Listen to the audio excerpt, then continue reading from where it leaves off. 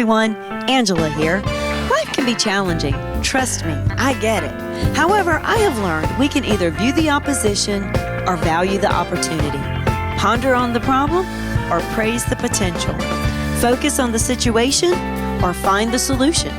Despite the current circumstances you're going through, I invite you to join me today as we embark on a grand adventure to discover the reasons why it's a good time to be you. Here's the encourager herself, making every day a good day, Angela Henderson. Welcome, everyone. Welcome. We are so glad you are here today. Turn to your neighbor and say, it's a good time to be you.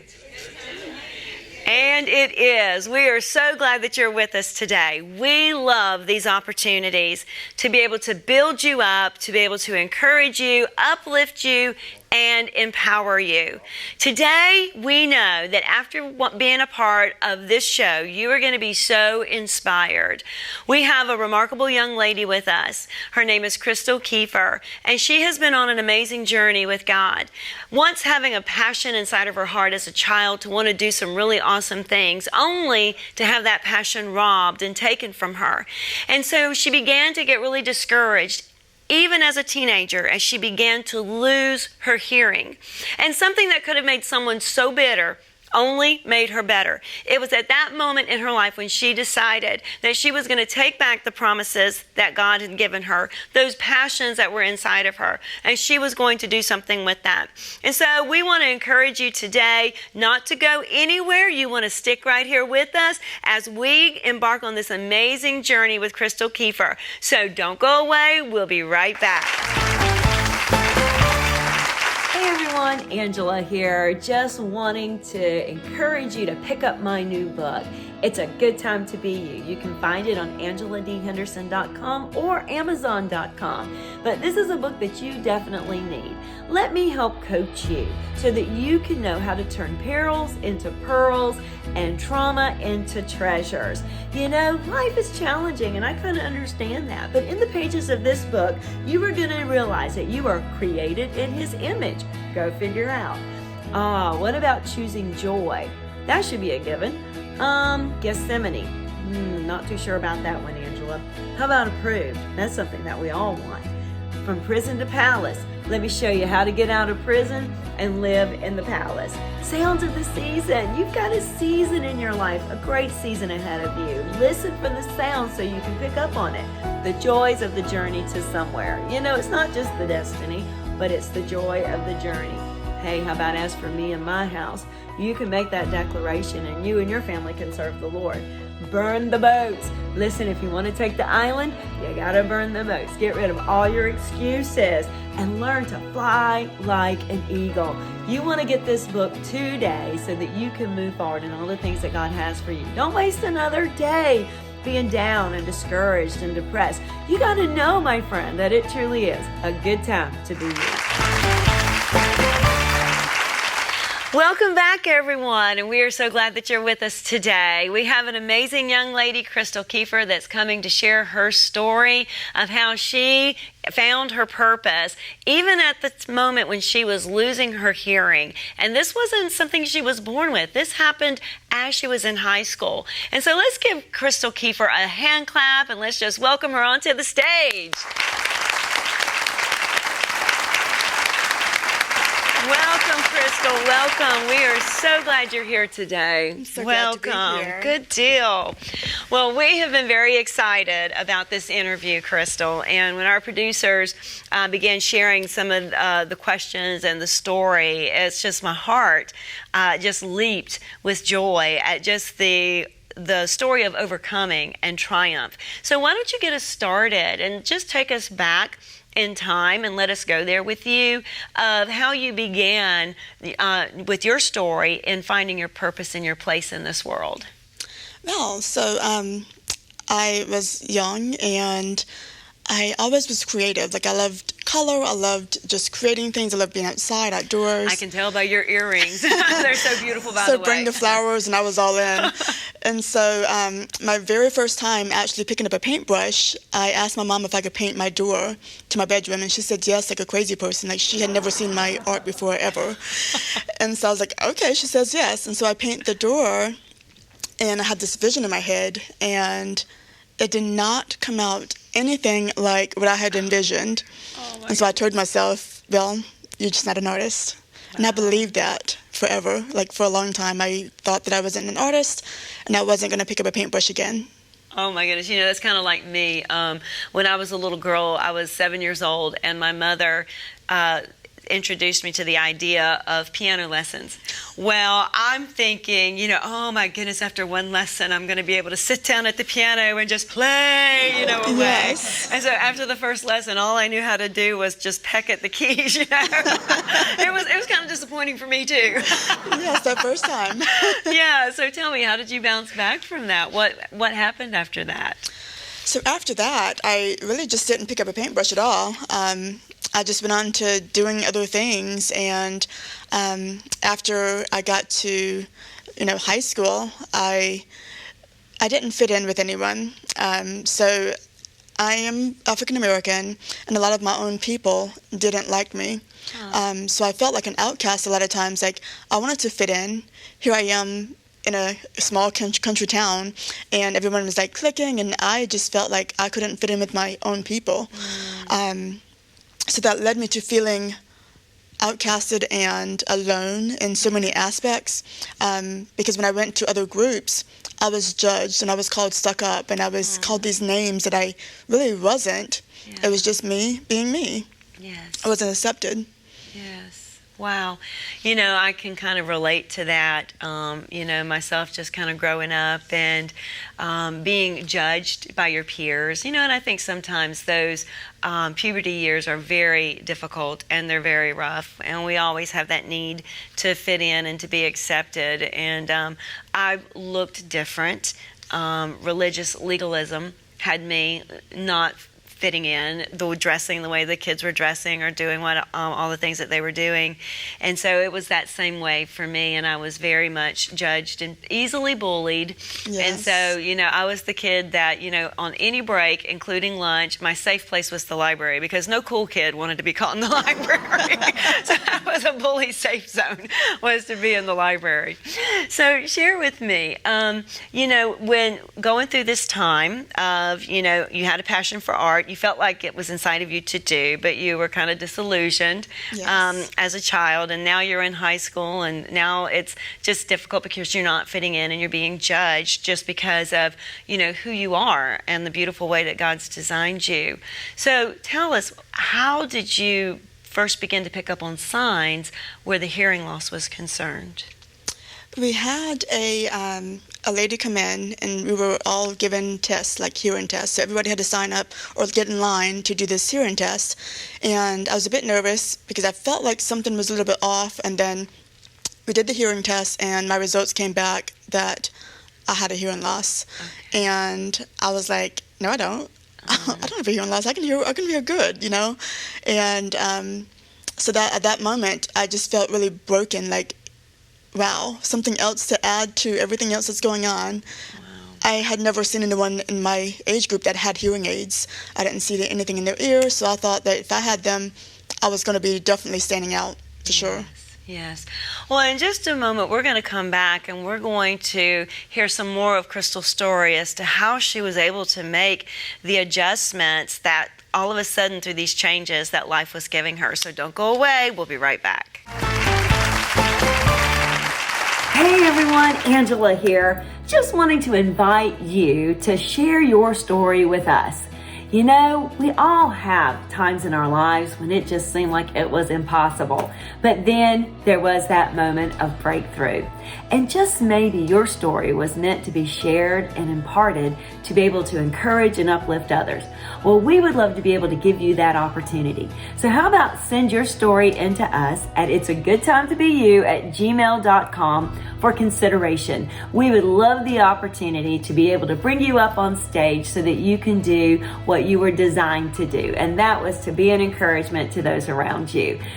Sometimes you just can't make this stuff up, but when it happens, we want the world to know about it. So again, reach out to us at itsagoodtimetobeyou@gmail.com and send in that story for us to consider. And remember, it's a good time to be you. Welcome back, everyone, and we're glad that you're with us today. So, Crystal, here we are. We've got you now in high school. You have discovered that there is hearing loss, and you had no idea up until this point that there was an issue, and there was no signs that you knew of. I guess everything just seemed normal to you, and I guess you thought everybody heard what you heard. And That's right. So share with us, whenever you found out, what was the process of your life after that? So after I found out, I had to go to an ENT. And so we went to the ENT. She got us fitted for hearing aids. And the funny thing is, insurance does not pay for hearing aids. And so my parents couldn't afford them, so we had to go through this vocal rehabilitation place. And that made me feel even more of an outcast, feel more different, because we had to go there over weekly appointments to talk with someone. And so we got the hearing aids in, and there were these ones that kind of bulged out from your ear. Yes. The ones I have now kind of go inside. And so I just felt really just different. My sister also found it at the same time that she had a hearing loss. Wow. And so we both just didn't know. Wow. Now, this was in what grade were you at this time? I was in 10th grade. You were in the 10th grade, and you were how old at this in the 10th grade? 14. You were 14 at this stage in your life. Again, God loves numbers, and I say this on just about every show. And He designed numbers. He created numbers. He's a God of order. And so, in just studying, His purpose behind numbers, they tell a story. And so at this point in your life, being in the 10th grade, the number 10 represents a time of law and order. And you are at the age of 14, and 14 represents a time of deliverance and release. And with that being said, what you may have felt like was a time when everything was going in disarray. Your whole world was falling apart. You're already having a difficult time, it appears, fitting in with your peers, growing up, feeling a loss of a dream, something that was still stirring inside of you, but you've bought into that lie of the enemy that you can't do it. And now the hearing loss on top of that. And so you're feeling like everything's falling apart, but in reality, God is positioning you for something really great, to bring order into your life and to also bring about deliverance and release. And chances are it was from a mindset, Yes. that you had bought into most of your life. So share with me, the feelings maybe that you had experienced during the remainder of your high school years. I think you shared earlier that you had graduated even at an early age or a younger age. Is that correct? I did. I didn't skip any grades. Just my birthday was August. Gotcha. So after we graduated, my birthday was right after graduation, so then I turned 17. But I just felt like I wasn't ever going to be who I wanted to be. I felt like with this disability of a hearing loss that I was going to be limited in so many aspects, that I wouldn't rise up to who I envisioned, And so just feeling that as a teenager can be very overwhelming, very overwhelming. Yes, I could imagine. I remember when I was a young person, there were times that I thought that where I was in my life, this is how it was always going to be. Yes. And that I wasn't going to grow beyond that. But God is so faithful. That's not where we are remaining. It's just a part of the journey. It's a part of the process. And so here you are with this handicap, and you're thinking, okay, so this is going to be life for me. Now, did you go in and try to learn anything like sign language, or were you always just learning to read lips? What did that look like for you? I read lips for so long that, like you said earlier, it just was something that was normal for me. And since I was so used to the quietness, I liked the quietness. And I got my hearing aids, and they picked up so much other stuff than the people actually speaking in front of me. Wow. So it would pick up wind, it would pick up air, it would pick up, and then I would go through the house and I would hear an airplane for the first time, and I'm jumping, so it was really weird. Wow, the miracle of hearing. But I like what you just said. You were in peace and enjoyed peace, but didn't realize that that's where God had you, for that moment in time, until your ears were opened to be able to hear more things around you. And so I'd like to, speak into that I really feel that it was in those moments and in those times that you were really learning a lot more about him that you could reflect back on now at this stage, in that moment of where there may have been a world of silence, before everything else opened up, so that you could recognize his voice even in the midst of all the other voices that you are now hearing, that he kept you in that place for a period of time. So that you could know his voice when you began to hear the other voices. This is so cool. We're getting ready to go to a break, but we'll be right back, and we're going to hear a little bit more of Crystal's story. Hey, as a leader, you are a broker of gifts. So whether you are a professional, a business owner, or a ministerial leader, I would love to accompany you in transforming your ordinary staff into an extraordinary team through leadership development, team building, and personal discovery. You will learn the amazing gifts, skills, and talents that each of you have and know how to bring them together in order to do great things. So reach out to me at angeladhenderson.com and let's begin your amazing adventure today. And remember, it's a good time to be you. Welcome back, everyone. So, Crystal, here we are. We have you in this stage where you're trying to fit in, but it's very obvious that God says, I don't want you to fit in. I want you to stand out and be separated. And so now we have you up here into your adult life, and there are some things that you're really having to deal with. So can you kind of share with us a little bit maybe about what were some of those issues that you were having to face and some of those emotions in your life?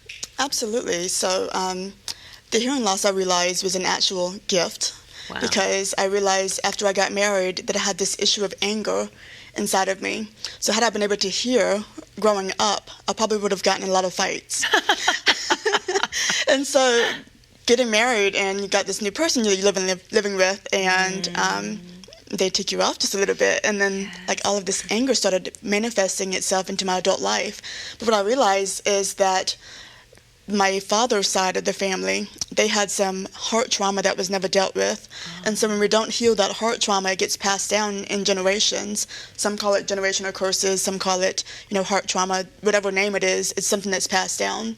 That just, it resonates with me as well, and it sounds so familiar. With my husband and I, when we first got married, I didn't really know how to have just an argument.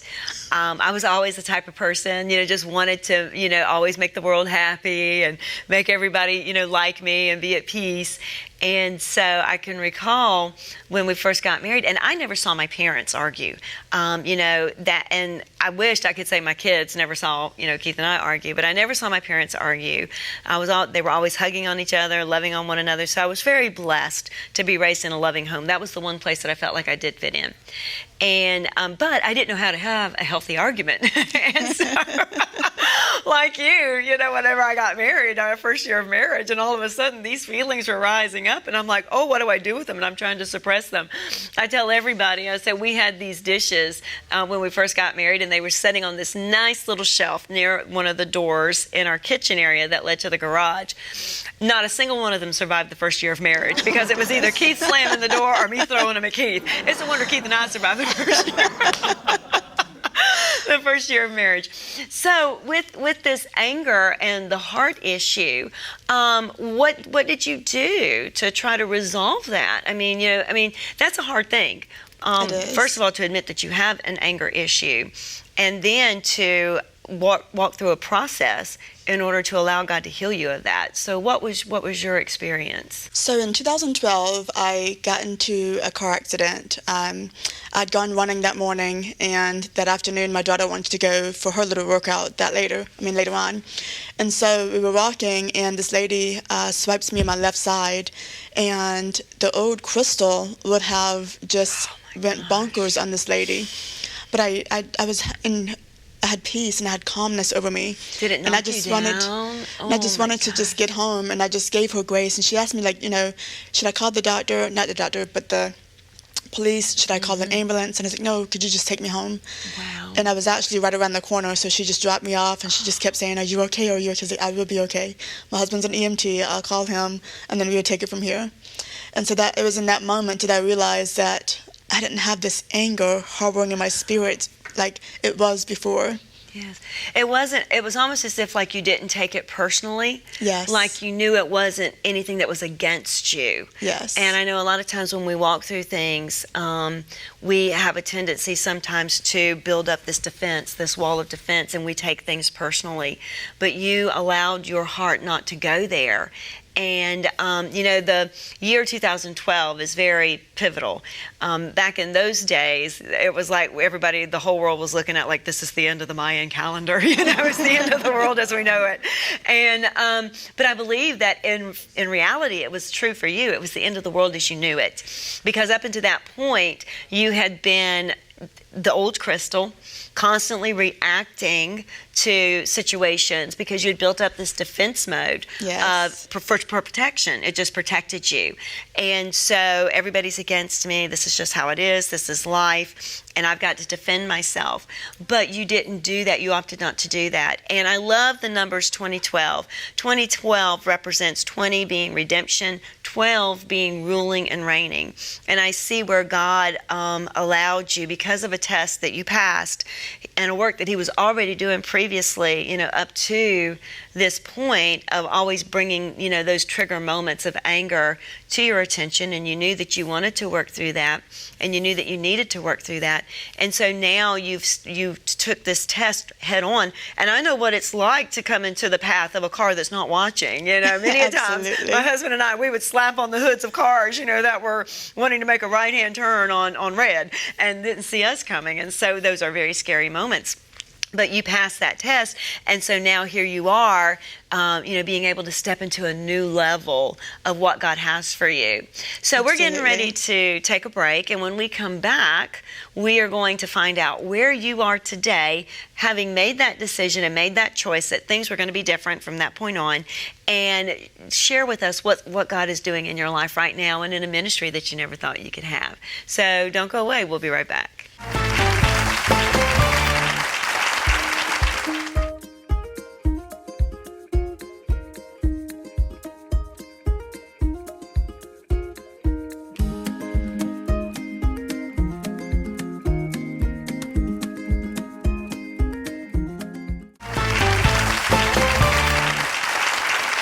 Welcome back, everyone. So, Crystal, here we are, and you've gotten hit by this car while you were out on a practice run, and you were actually training for a marathon at this time.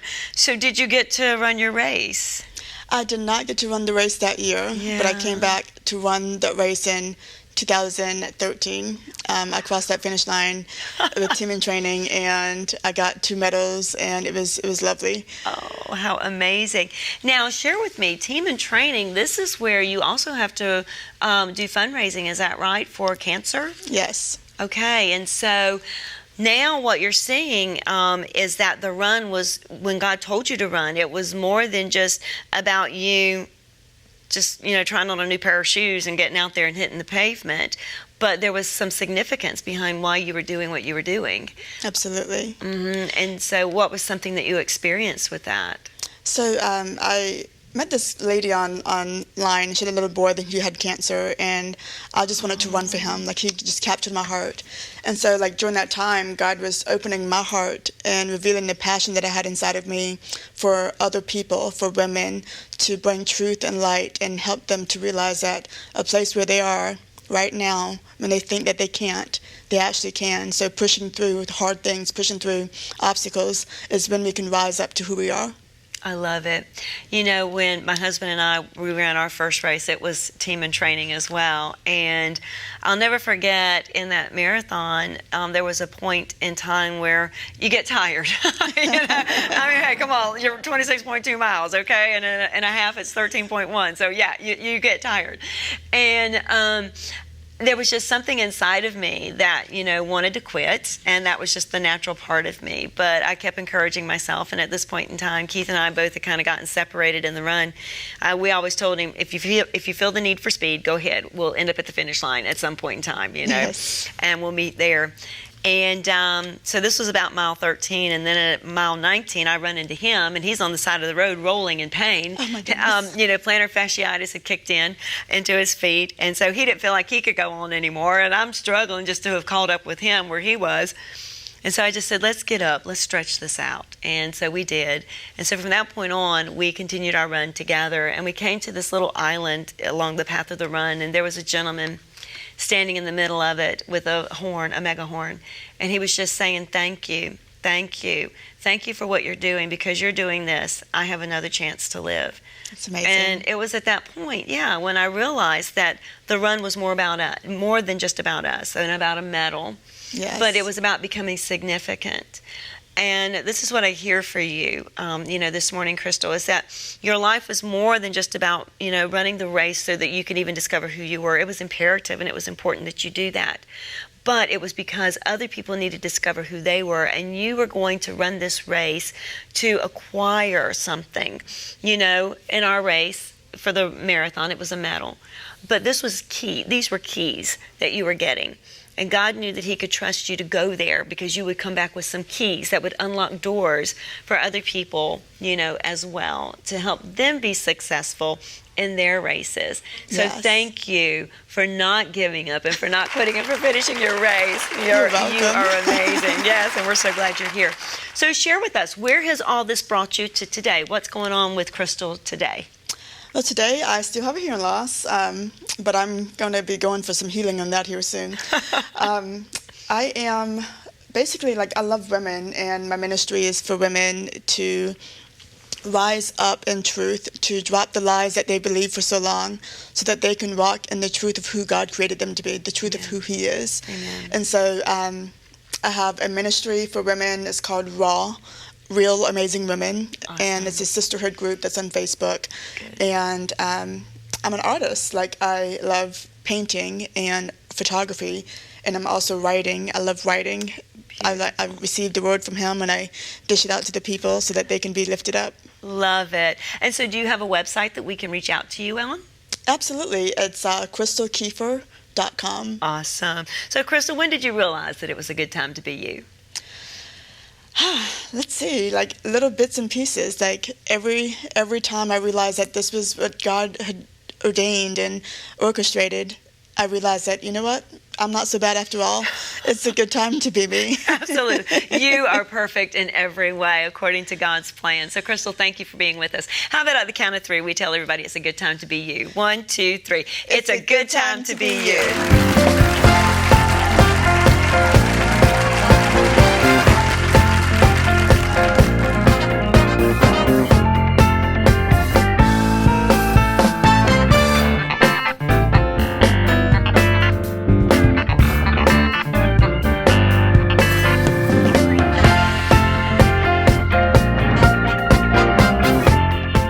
Hey everyone, to learn more about Crystal Kiefer, just go to crystalkiefer.com. And remember, it's a good time to be you.